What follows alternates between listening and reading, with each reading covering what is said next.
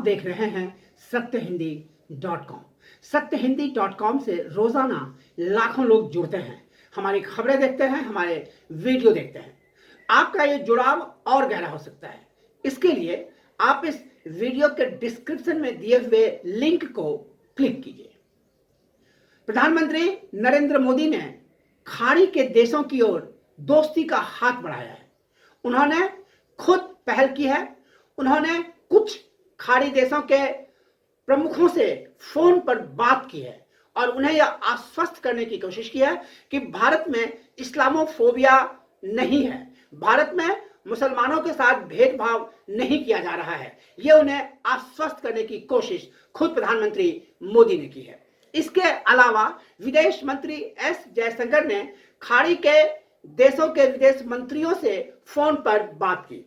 उन्होंने फलस्तीन के विदेश मंत्री और यूएई के विदेश मंत्री को सीधे फोन किया, उनसे बात की और उन्हें यह समझाने की कोशिश की कि भारत में इस्लामोफोबिया का आरोप लगाना गलत है।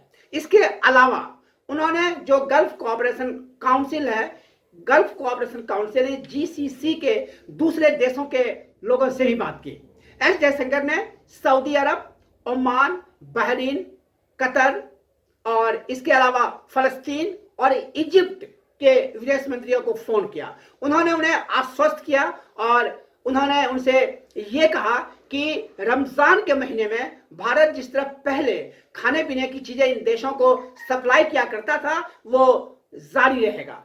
अभी कोरोना की वजह से पूरी दुनिया में लॉकडाउन है, भारत में भी लॉकडाउन है और उन देशों में भी यातायात के साधनों में रोक लगी हुई है, जिससे ये बहुत ही स्वाभाविक है कि उन देशों में खाने पीने की चीजों की किल्लत होती।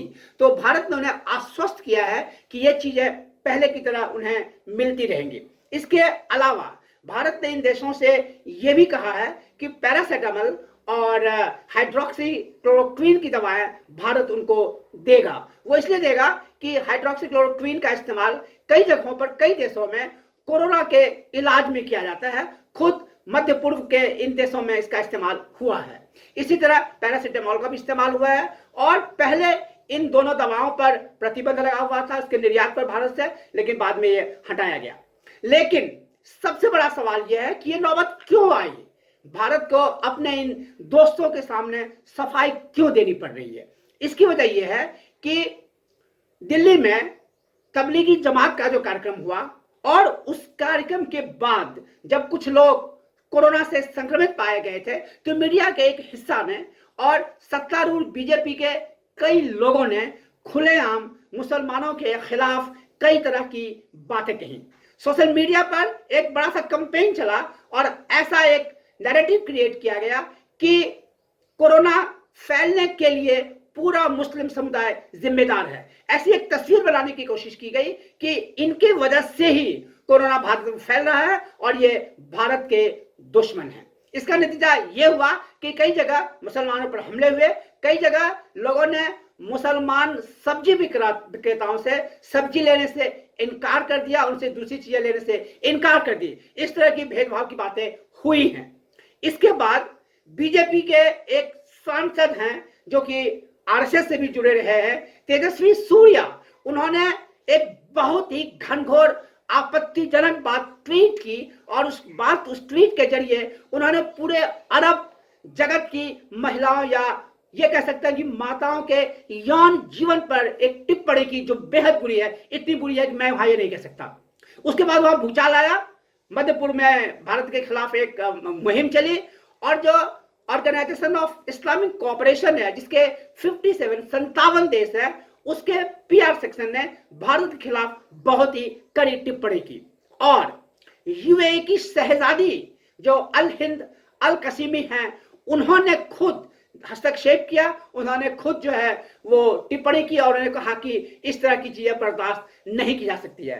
तो ओआईसी ने, गल्फ कोऑपरेशन कंट्रीज ने, दूसरे इस्लामिक देशों ने भारत से ये कहा कि आपके यहाँ इस्लामोफोबिया है, उस पर आप नियंत्रण कीजिए।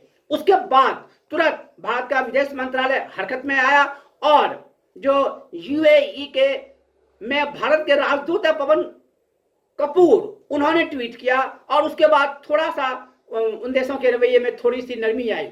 लेकिन सवाल यह उठता है कि भारत में ऐसा क्यों होता है, ऐसा क्यों हो रहा है कि पिछले 5-7 साल से जब से यह मौजूदा पार्टी सत्ता में है, तब से एक वर्ग विशेष को टारगेट पर क्यों लिया जाता है, किसी भी मुद्दे पर उन्हें क्यों निशाने पर लिया जाता है।